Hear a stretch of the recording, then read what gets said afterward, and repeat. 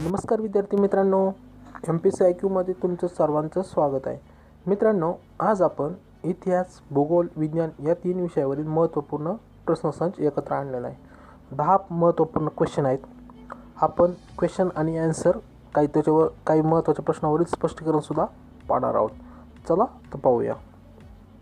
बघा, पहिला क्वेश्चन आहे, लॉर्ड कर्झनकालीन रेल्वे आयोगचा संबंध डॅशशी होता. पुन्हा एकदा ऐका क्वेश्चन. लॉर्ड कर्झनकालीन रेल्वे आयोगचा संबंध डॅश होता.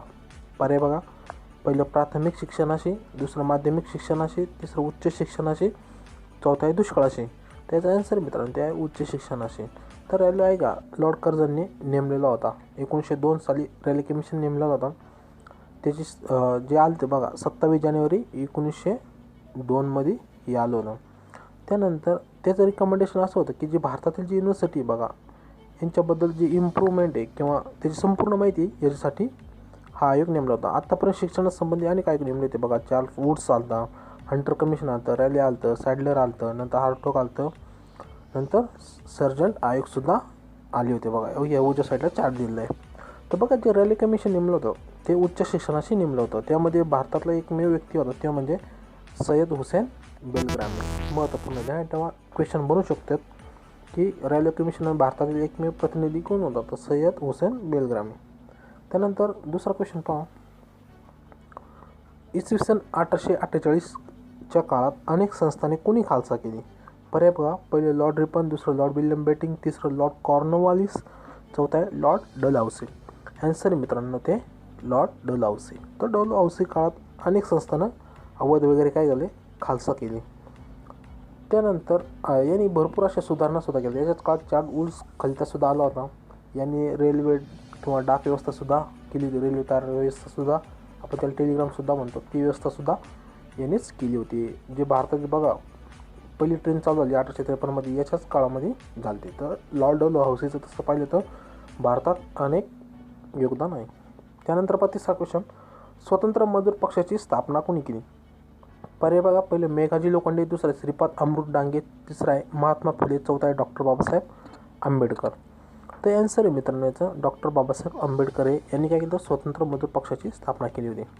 त्यानंतर चौथा क्वेश्चन. शासकीय कर्मचाऱ्यांवर राष्ट्रीय काँग्रेसशी संबंध ठेवण्यास कोणी बंदी घातली. पर्याय पहिलं लॉर्ड कर्झन, नंतर दुसरं लॉर्ड डफरिन, तिसरं लॉर्ड रिपन, चौथा आहे A.O. ह्यूम. तुम्हाला माहिती आहे. तर शासकीय कर्मचाऱ्यांवर कोणी बंदी घातली ती लॉर्ड डफरिनने. तर बघा याच्याच काळामध्ये राष्ट्रीय काँग्रेसची स्थापनासुद्धा झाली होती आणि यांनी सुद्धा जे शासकीय कर्मचारी होते भारतीय त्यांनासुद्धा सांगितलं की जे राष्ट्रीय काँग्रेस आहे याच्याशी संबंध ठेवू नका म्हणून बंदी घातली होती.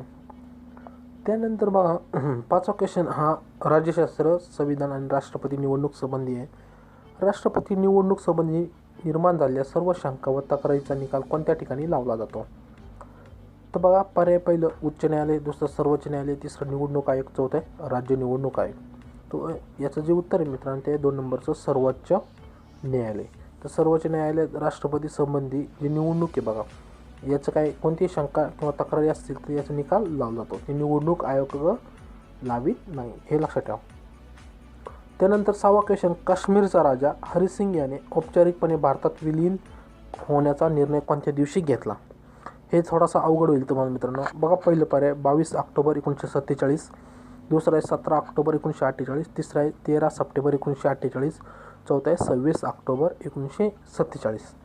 त्याचं जे आन्सर मित्रांनो ते आहे 26 ऑक्टोबर 1947. राजा हरिसिंग यांनी काय केलं, भारतात विलीन होण्यासाठी काय केलं होतं, त्यांनी डॉक्युमेंट्स सादर केली होती. हे महत्त्वाचं आहे. 26 ऑक्टोबर ध्यानात ठेवा.